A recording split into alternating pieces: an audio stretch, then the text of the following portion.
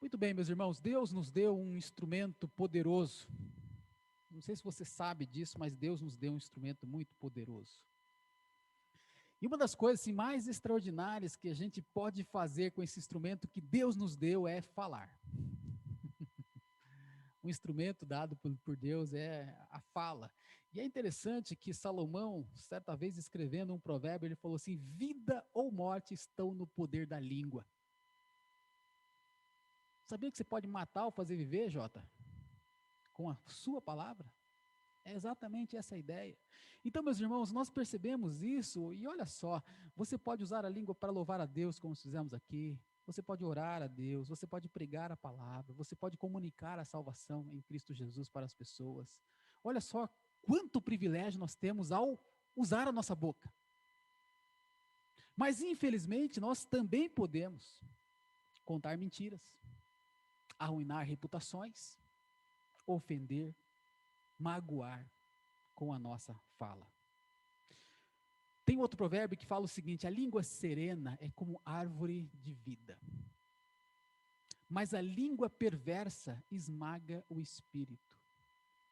Meus irmãos, tem uma área da nossa vida que Deus ele quer de fato controlar e quer nos ajudar a sermos crentes maduros, verdadeiramente maduros, e esta área é a nossa língua. E vamos ver na palavra de Deus por que é necessário aplicar um controle sobre a nossa língua. Abra lá em Tiago, a gente está lendo aqui este livro, que é um livro muito simples, no seu comunicado da mensagem de Deus, porque veja só, era para dizer às pessoas que estavam sendo perseguidas, sendo oprimidas, como você lida e demonstra para os outros a sua fé. E a gente já falou sobre provação, já falamos um pouco sobre língua, sobre verdadeira religião, falamos sobre não discriminar o próximo. Temos falado, então, pegando pequenas porções de Tiago, coisas assim muito básicas da vida cristã, e tentando aplicar essas mensagens para a nossa vida, para que demonstremos neste mundo que de fato somos fiéis discípulos de Jesus, que a nossa fé é uma fé viva, verdadeira no Senhor Jesus Cristo. Então, vamos ler aqui o texto, Tiago, capítulo 3, a partir do versículo 1 até o versículo 12. Diz assim, eu vou ler na versão NVT. Meus irmãos, não sejam muitos de vocês mestres, pois nós, os que ensinamos, seremos julgados com mais rigor. É verdade que todos nós cometemos muitos erros. Se pudéssemos controlar a língua, seríamos perfeitos, capazes de nos controlar em todos os outros sentidos. Por exemplo, se colocarmos um freio na boca do cavalo, podemos conduzi-lo para onde quisermos. Observem também que um pequeno leme faz um grande navio se voltar para onde o piloto deseja, mesmo com ventos fortes. Assim também, a língua é algo pequeno, que profere discursos grandiosos. Vejam como uma língua, uma simples fagulha é capaz de incendiar uma grande floresta. E entre todas as partes do corpo, a língua é uma chama de fogo. É um mundo de maldade que corrompe todo o corpo, ateia fogo a uma vida inteira, pois o próprio inferno a acende.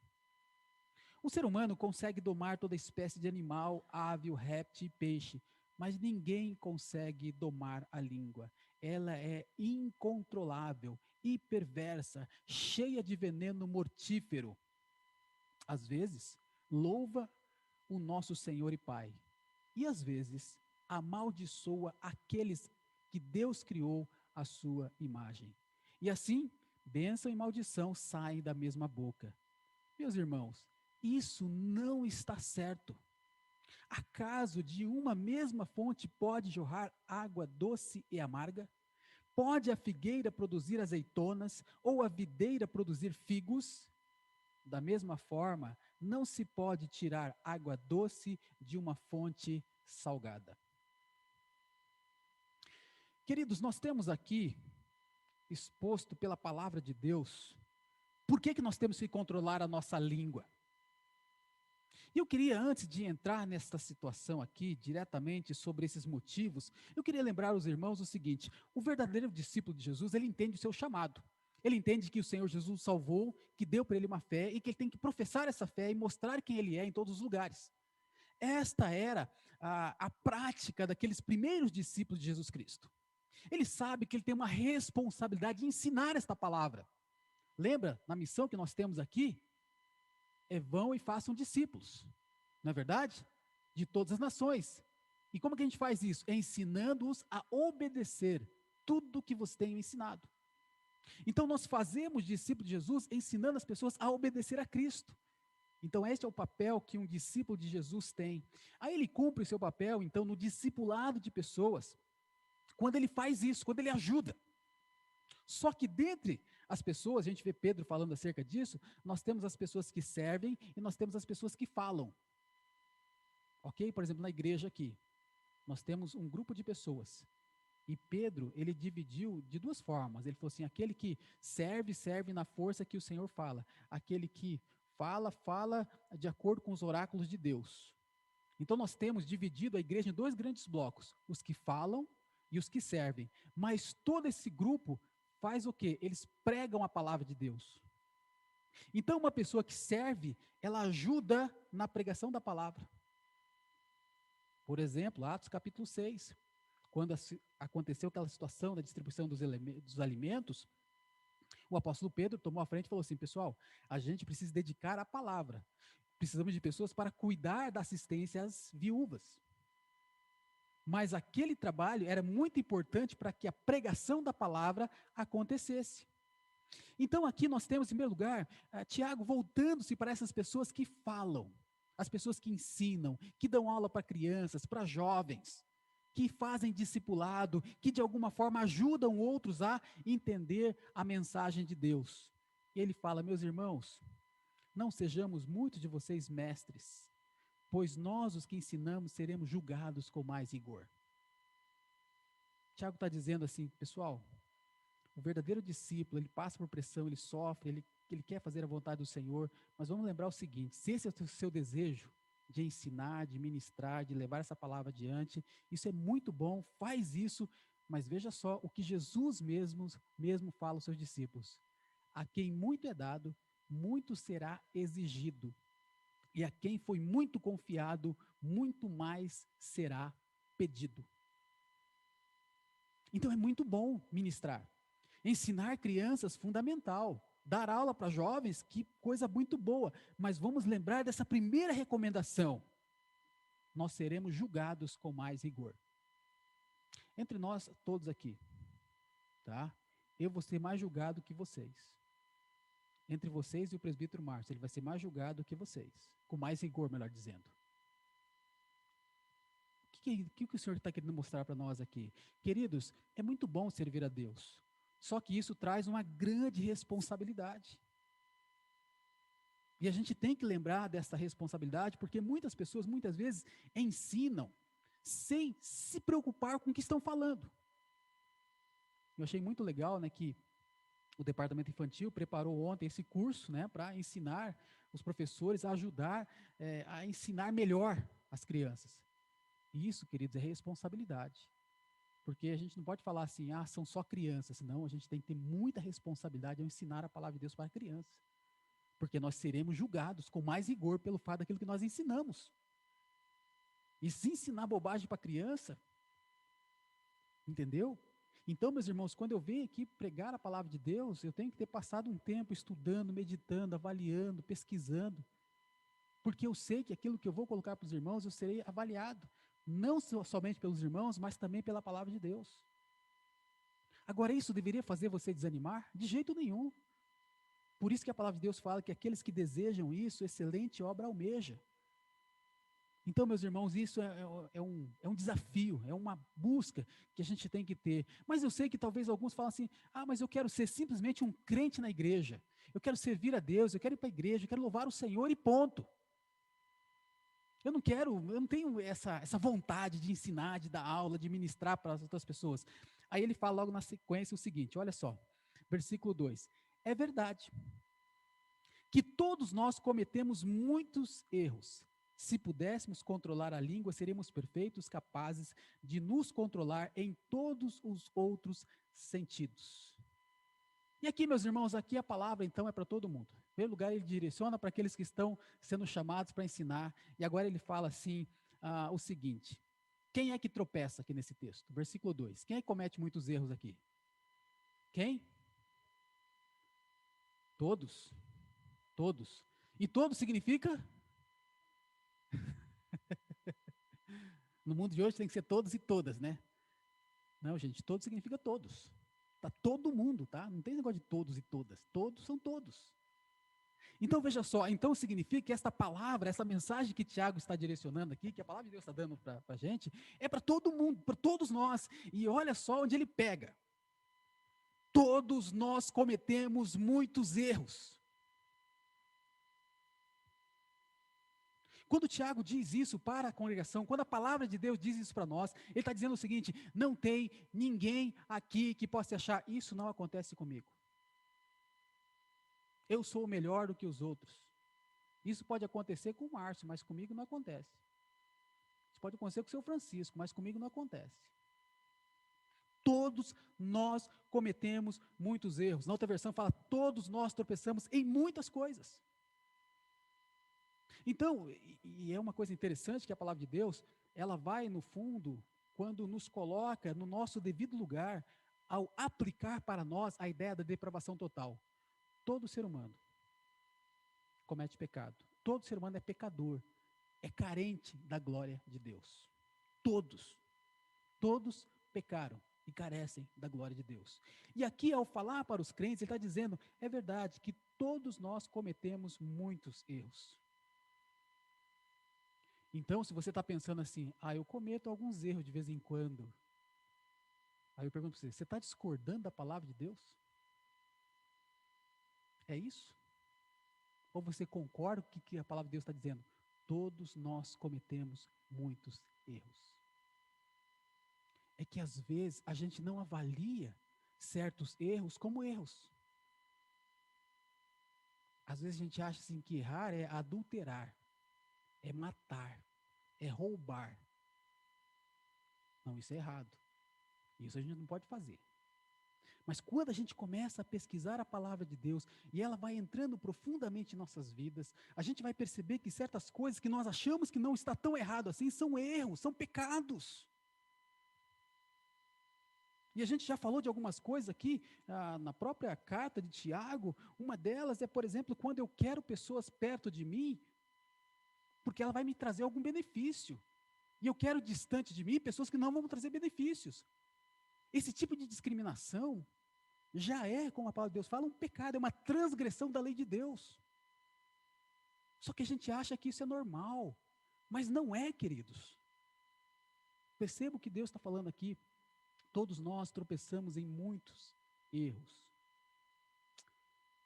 E quando ele diz aqui que não tropeçar no falar é um sinal de maturidade, se pudéssemos controlar a língua, seríamos perfeitos. Vamos lembrar aquilo que Jesus falou no Sermão da Montanha, quando, ao pregar a sua mensagem, ele falou para os seus discípulos o seguinte: sejam perfeitos, como perfeito é o vosso Pai Celeste. Aí você fala, perfeito? É. O que é que Jesus estava propondo ali para os seus discípulos? Ele estava querendo que eles crescessem e se tornassem aquilo que Deus deseja que eles sejam. E a gente percebe esta vontade de Deus expressa em muitos lugares. E eu queria só citar um para vocês, quando Paulo fala aos Efésios o seguinte: o alvo de Deus é nos tornar parecido com Jesus. Tanto que Paulo fala o seguinte, que nós temos que crescer, né, até ao estado da pessoa madura. Outra versão fala a perfeita varonilidade, a medida da estatura da plenitude de Cristo. É isso que Deus quer para nós. É isso que Deus quer para você, Adriana. Para você, Shirley.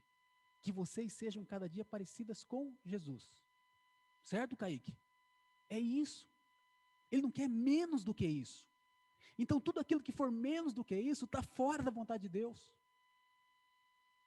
Inclusive, o usar da língua. E aí ele fala, então, se pudéssemos controlar a língua, seríamos perfeitos. Então o Senhor está estabelecendo para nós como é que eu me torno perfeito, qual é o padrão que Deus quer que eu seja, ah, assim como Ele deseja, no controle da minha língua, que eu saiba falar, porque esse controle vai mostrar a maturidade. E essa perfeição aqui, quando ele fala, seríamos perfeitos, a ideia é de maduros, completos. Não é perfeito que nunca mais vou errar, mas é maduro, é perfeito no sentido de sou maduro. Sou capaz de administrar muito bem a minha maneira de falar. Então vamos falar em três motivos aqui, três porquês nós temos que controlar a nossa língua. Em primeiro lugar, temos que controlar a língua porque a língua direciona. Tudo que a gente fala vai ter um resultado, vai ter uma consequência. Por exemplo, ele usa, como exemplo aqui, no versículo 3, ele fala acerca do freio na boca de um cavalo. Tá? Depois, no versículo 4, ele fala sobre um pequeno leme conduzindo um grande navio. Então, ele está falando de pequenos objetos que exercem um grande poder de direcionar. Ou para um lado, ou para o outro, para fazer uma coisa ou outra coisa. Bem controlados, esses objetos, o freio, o leme, fazem com que um elemento ainda maior, um cavalo ou um navio, sejam conduzidos e controlados para exatamente aonde o seu dono, o piloto, enfim, deseja. Então a pergunta é muito simples: quem controla a sua língua? Porque ele está fazendo uma comparação exatamente com isso, dizendo que esses elementos, eles ilustram, né, a nossa língua. A língua também, como ele fala assim, né, é um pequeno, ele é um pequeno órgão. Ela é um pequeno órgão. Quem controla a sua língua? Porque assim, quem controla o freio no cavalo? O camarada está sentado em cima dele, né, do cavalo. Às vezes pode ser uma criança, por exemplo. Uma criança pode conduzir um cavalo? Pode. Tá bom? É só ela souber como fazer a situação, aí ela conduz o cavalo. Tá? Um marinheiro, seja independente se ele é alto, se ele é forte, se ele é novo, se ele é idoso, ele pode conduzir um navio onde for necessário. Então, veja só, aquela pessoa, está controlando aquele pequeno objeto, e aquele pequeno objeto controla aquela grande situação.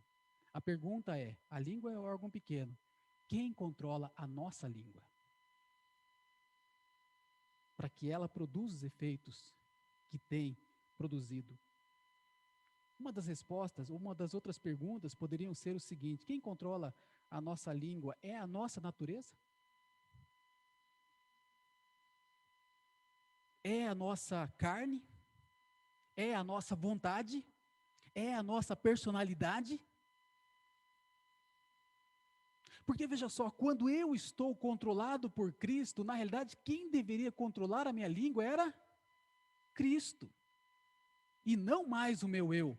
Logo, não sou eu mais quem vivo, mas Cristo vive em mim. Então, quem deveria controlar minha língua deveria ser Cristo, não mais eu, não mais a minha personalidade, não mais o meu jeitão, mas o próprio Senhor Jesus Cristo. Então, meus irmãos, aí eu lembro de uma palavra que Davi, certa vez, ele disse, lá no Salmo 143, uma oração que eu fico pensando, quantas vezes a gente para fazer uma oração dessa? Uma oração para controlar esse pequeno elemento que faz um grande estrago nas vidas, muitas vezes, ou produz grandes frutos. Como alguém certa vez falou, né?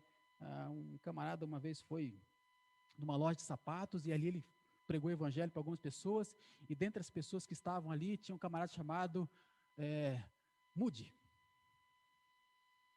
Ele foi evangelizado. O que aconteceu? Se tornou um dos maiores pregadores do evangelho. Então, às vezes, uma palavra só se muda uma pessoa, e aquela pessoa Deus quer usar para salvar multidões. E aí o salmista Davi, ele faz uma oração, meus irmãos, que é o seguinte, ele fala: coloca, Senhor, uma guarda em minha boca, vigia a porta de meus lábios, não permitas que meu coração se volte para o mal. Que oração que deveríamos orar todo santo dia. Senhor, coloca uma guarda na minha boca. Senhor, vigia a porta dos meus lábios. Não permitas que o meu coração se volte para o mal. Isso está lá no Salmo 143. É assim que você ora. Então, meus irmãos, se nós queremos controlar esse pequeno órgão, essa oração aqui ela é fundamental. Senhor, põe uma trava aqui, ó. E olha só o que ele fala: não permitas que o meu coração, porque muitas vezes o nosso coração nos direciona e nós controlamos nossa língua para fazer coisas que não devem ser feitas. Além de orar assim, meus irmãos, temos que pensar o seguinte, né? Nós, a nossa língua, ela é usada para direcionar para o bem ou para o mal.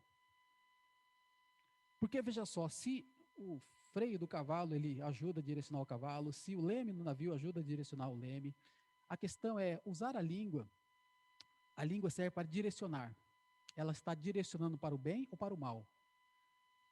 Talvez a gente possa perguntar da seguinte maneira isso: o que você tem feito, falado lá na sua casa, lá no seu lar, lá para os seus, vocês que têm filhos pequenos, vocês que têm filhos na adolescência, como que tem direcionado a vida deles? Para o bem ou para o mal? O que você tem falado nos seus relacionamentos tem direcionado para o bem ou para o mal? Quando você conversa com o irmão em Cristo, o que ele recebe de você, ao sair daquela conversa, aquilo é para o bem ou para o mal?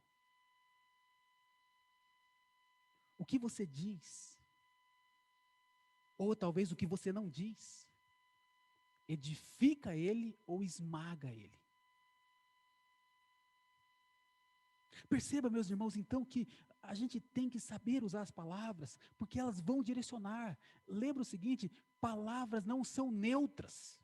Tudo que você falar vai produzir um efeito, seja positivo, para edificar, seja negativo, para esmagar, mas de alguma forma aquilo vai repercutir. É como Provérbios nos diz, né? A língua serena é a árvore da vida, mas a língua perversa esmaga o espírito. Ou seja, ou vai ser árvore de vida ou vai esmagar o espírito. Então não são neutras, trazem consequências. E aí, né, voltando nessa palavra que Salomão também diz, a vida e morte estão no poder da língua. É muito forte isso, meus irmãos. Então, é muito importante usar a língua para direcionar as pessoas no rumo certo. Então, enquanto você está conversando com alguém, pensa o seguinte: você que está em casa, uma conversa de família, uma conversa com um parente e tudo mais, pensa o seguinte: você que também está aqui, enquanto você está ali conversando, você fala assim, eu vou dizer alguma coisa. Aí você fala, isso vai direcionar para o bem ou para o mal?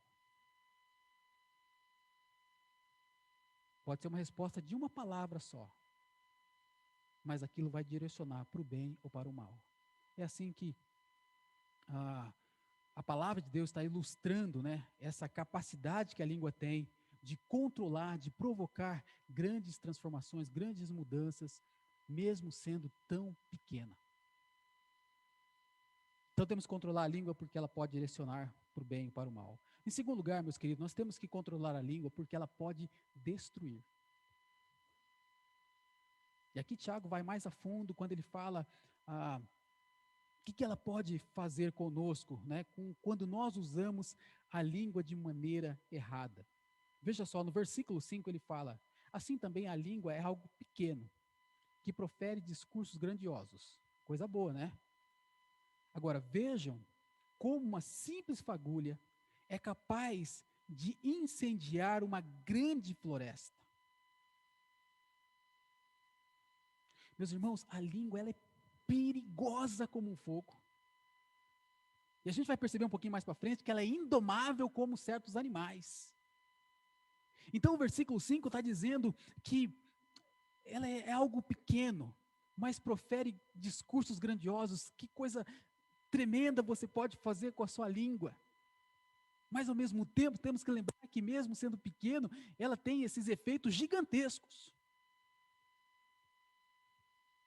E aí ele vai dar um exemplo muito simples, né? Uma simples fagulha é capaz de incendiar uma grande floresta. Eu já contei para vocês a história da flecha incendiária, né? Vocês lembram dessa história? eu e meu irmão Ricardo, assisti os filmes lá, o Conquista do Oeste americano, os índios apaches atacando os fortes americanos, e como que eles faziam para vencer os fortes? Eles faziam as flechas incendiárias, colocavam na ponta um pouco de piche, alguma coisa assim, jogavam naquelas muralhas construídas de madeira, e aí eles atacavam vários, aí aquilo pegava fogo, né? E aí eles, derrubando as muralhas, podiam atacar, então, o exército americano. E a gente assistia aqueles filmes e ficava, né, fascinado com aquele negócio da flecha incendiária. E vamos fazer uma flecha incendiária. Né? O pastor Roberto e o missionário Ricardo, fazendo bagunça em casa. E aí, colocamos um pedaço de pano na ponta da flecha, obedecemos com álcool e ficamos jogando, né, no quintal. E que legal, né? Fogo, de um lado, fogo do lado, pro outro. Até que um de nós teve aquela brilhante ideia. Na casa do vizinho, assim, tinha uma bananeira. E aqueles galhos secos, né? Todos pendurados ali. E se atacar ali, será que pega fogo?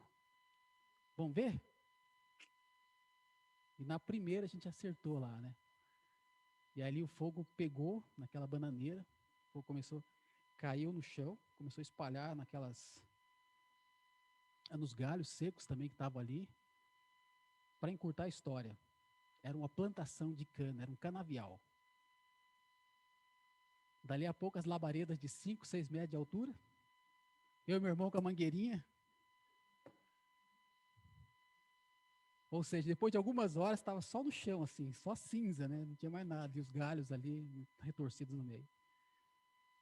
Queridos, uma pequena chama causa um fogo descontrolado. Né? Depois sobrou, né, para eu e para o Ricardo uma bela disciplina, né? Então, para mim e para o Ricardo, a gente sofreu essa situação aqui. Então, meus irmãos, o que a palavra de Deus está dizendo é isso aqui? Uma simples fagulha é capaz de incendiar uma grande floresta. Pequeno, mas os efeitos são devastadores. Então, a língua é pequena, mas os efeitos são gigantescos. A gente nunca poderia esquecer disso. O poder de destruição da língua é grandioso demais. Agora, observe o versículo 6, ele fala assim: e entre todas as partes do corpo, a língua é uma chama de fogo. E aqui Tiago já não está usando mais uma ilustração, ele está dizendo é uma chama de fogo, é um fogo. A língua provoca esse mal. Ela incendeia, como ele fala logo na sequência aqui do versículo 6 também, ateia fogo a uma vida inteira, pois o próprio inferno a acende. Talvez na sua versão esteja um pouco diferente essa palavra aqui, né? Como eu coloquei aqui, incendeia a carreira da existência humana. Olha só os males, meus irmãos, que um falar inadequado provoca. E a gente precisa lembrar disso. A gente precisa não se esquecer disso. Quantas tragédias acontecem por causa de palavras malditas. E Tiago diz que a língua ela é incendiada pelo inferno. Novamente, é uma palavra forte, pesada, para dizer, meu querido, toma cuidado com aquilo que você fala. É o que a palavra de Deus está dizendo. Um incêndio numa casa, ele pode se ver a ser controlado, mas os efeitos, as marcas daquele fogo vão ficar. E sabe, meus irmãos, eu queria dividir com vocês que eu, né, nesse período, seja trabalhando em aconselhamento, seja visitando pessoas em hospitais, conversando com gente de todo tipo, uma das coisas bem interessantes, eu já aconselhei pessoas que têm um bloqueio em suas vidas, muitas dificuldades em suas vidas, um peso que elas carregam no seu coração, que impede de desenvolver uma vida espiritual, uma alegria na presença de Deus.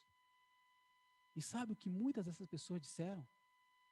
Que isso aconteceu por causa de xingamentos, de palavras que foram ditas numa hora de raiva de um pai, de uma mãe, que não mediu aquelas palavras e falou, e trouxe um peso na vida de uma pessoa que ela carrega aquilo por muito tempo. Eu não sei se isso acontece contigo, mas eu queria também, ao mesmo tempo, dar para você uma palavra de esperança, tá?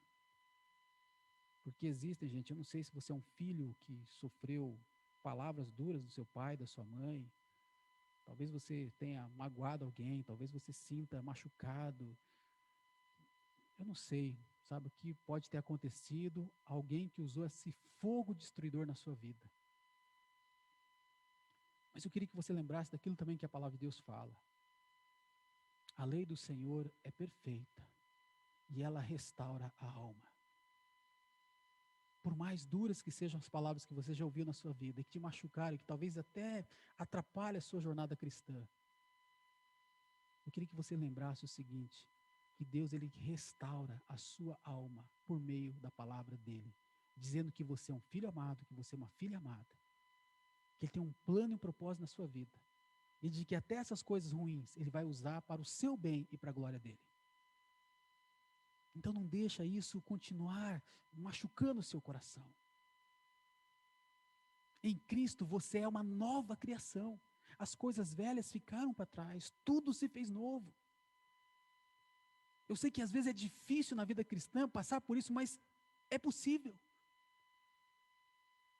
Então, se você já experimentou isso, em nome de Jesus, na graça que Ele dá, no poder que vem dEle, não provoque isso na vida de outras pessoas. Não abra sua boca para proferir coisas más, porque a língua é fogo, é um mal, é um mal que ela causa na vida das pessoas.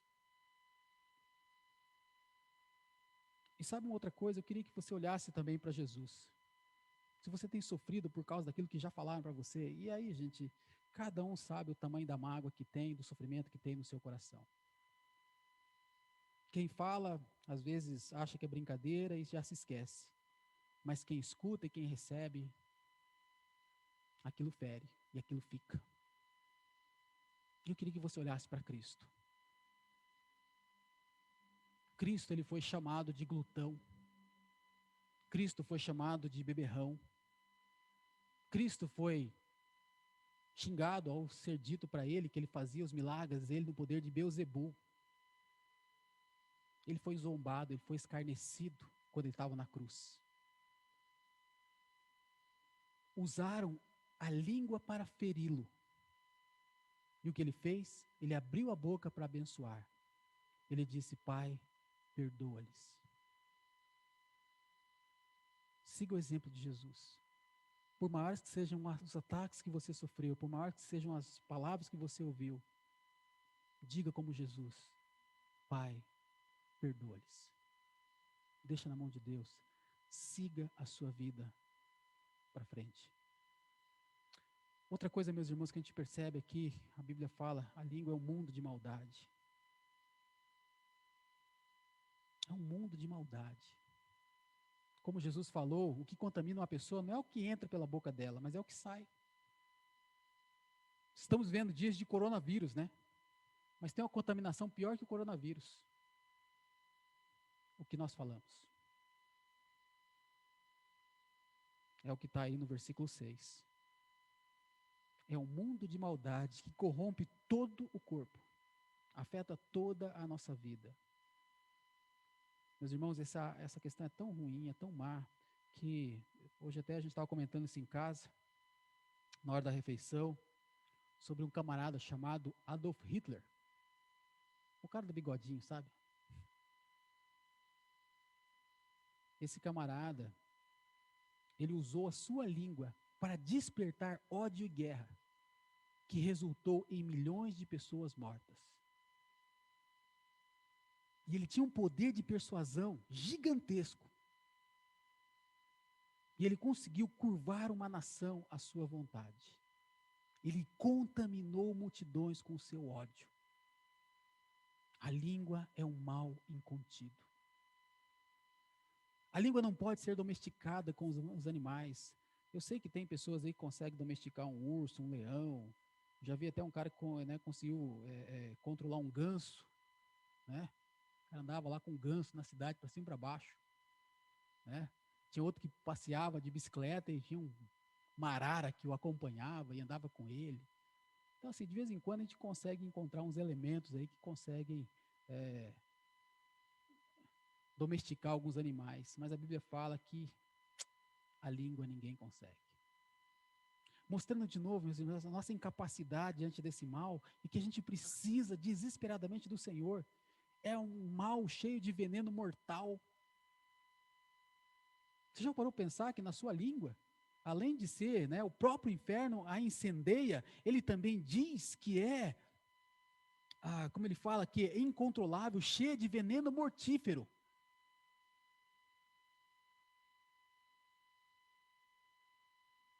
Meus irmãos, Deus não está exagerando a sua palavra quando ele fala do mal que a nossa língua pode provocar.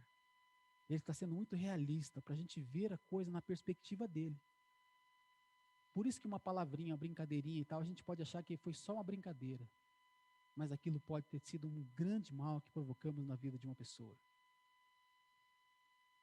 Eu não sei se vocês lembram, né? Circulou um tempo atrás aí um videozinho em que um camarada ele estava num pontilhão preparando para se pular na rodovia. E aí o bombeiro chegou lá e começou a convencê-lo a desistir daquela ideia. E quando os caras estavam quase conseguindo, uma galera que estava embaixo começou a gritar para ele: pula, pula, pula. O que o cara fez? Ele se jogou e se matou. O resgate daquele cara não foi possível porque pessoas usaram esse veneno mortífero para fazer uma brincadeira. Perceba, meus irmãos, como é mal. Então é por isso que a palavra de Deus está dizendo logo no início: todos nós cometemos muitos erros. E diante disso, então a gente tem que se voltar para o Senhor e falar: Senhor, tem misericórdia, põe uma guarda na minha boca, como disse o salmista, fazer essa oração todo dia. Para concluir, meus irmãos, só lendo a parte final aqui do texto, a língua não pode ser dividida. Porque, como diz o texto, a partir do versículo 9, às vezes louvamos a Deus, às vezes amaldiçoamos os irmãos. Não dá. Né? Bênção e outra hora maldição. Não dá, meu irmão, isso não está certo. Uma hora doce, outra hora amarga. Não dá, meus irmãos, não está certo. Ou é uma coisa ou outra, não pode haver essa incoerência, essa inconsistência. A nossa fé, ela não pode ser dessa maneira. Nós temos que ter uma boca só, e esta uma única boca que temos, falar uma coisa só, um discurso só, único. É isso que Deus espera de nós, meus irmãos. É isso que esse mundo precisa ouvir, precisa ver em nós. Uma figueira não pode produzir azeitonas, como diz a palavra de Deus. A videira, ela não vai produzir outra coisa se não seja uva. Não vai produzir figos. Assim como nós somos filhos de Deus, temos uma vida com Deus, o que é que a nossa boca deve produzir? Simples. É isso que Deus espera de nós, meus irmãos. Que a nossa boca possa sair coisas que edificam, coisas boas. Concluindo então, meus queridos, leva para sua casa, para sua vida, você que está em casa também, pensa nessa palavra e nos próximos dias faz uma avaliação de como você tem usado a sua boca. Deus quer nos fazer perfeitos. Tá? Tem vários textos que mostram isso, li para vocês Efésios 3, tem também 2 Coríntios capítulo 3, também fala acerca disso, tá? Somos transformados à sua imagem de glória em glória. O Senhor quer nos fazer como Cristo. Esse é o desejo dele, esse é o trabalho que ele faz em nós, para que nós sejamos como ele, perfeitos, que a nossa língua seja madura, possamos usar a nossa boca de maneira correta neste mundo que tanto precisa. Então veja só, quando as pessoas vierem conversar com você, antes de falar, né, tinha um professor no seminário que ele falava assim: antes de você responder, ligue o cérebro. Isso é muito importante, né? Ligue o cérebro. E aí, pega aquilo que Paulo fala aos Efésios, lá em capítulo 4, versículo 29, né? Não sai da vossa boca nenhuma palavra torpe, e sim unicamente que for boa, conforme a necessidade, e assim transmita graça aos que ouvem. Pega isso e faz disso um critério. Por exemplo, não pode ser uma palavra torpe, então não pode ser um xingamento, não pode ser uma grosseria, não pode ser nada disso, não pode ser nada disso, ok? Então você vai responder, já para. Se vai ser uma palavra dura e tal, já corta isso não vai, você não vai falar. Em segundo lugar, edifica. Ou seja, a pessoa, o que eu vou falar, porque olha só, meus irmãos, quando a gente está na briga, né, e você que é casado sabe disso, né? Você que está lá naquela discussão e tal, e aí a discussão acalora e tal e tudo mais, aí parece que a gente fica especialista em jogar aquelas bombas, né? Fala assim, mas eu vou dar uma agora no meio, né? Me falou tal coisa, vou responder desse jeito. Vou responder essa coisa aqui. E começam, parece que, meus irmãos, vamos parar com isso. Antes de dar uma resposta, pensa o seguinte: edifica?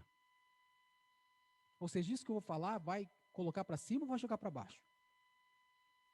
Se vai jogar para baixo, não fala. Conforme a necessidade. É necessário?